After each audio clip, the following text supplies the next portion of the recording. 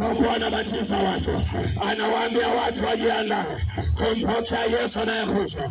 Wakati anawabatiza, anasema imewapasa zaeni matunda yanayolingana na toba yenu, wala msianze kusema ndani ya mioyo yenu, sisi tunaye Baba. Maana Bwana weza kumnunulia Ibrahimu katika mawe haya, akamnunulia watoto. Lakini makutano wakasema, tufanyeje basi, tutendeje basi? Hata jioni ya leo ninaleta maisha na kwako. Yesu anakuja, Yesu anakuja, hukumu ya Mungu inakuja. Anakuja kuhukumu watu, anakuja kumwafu.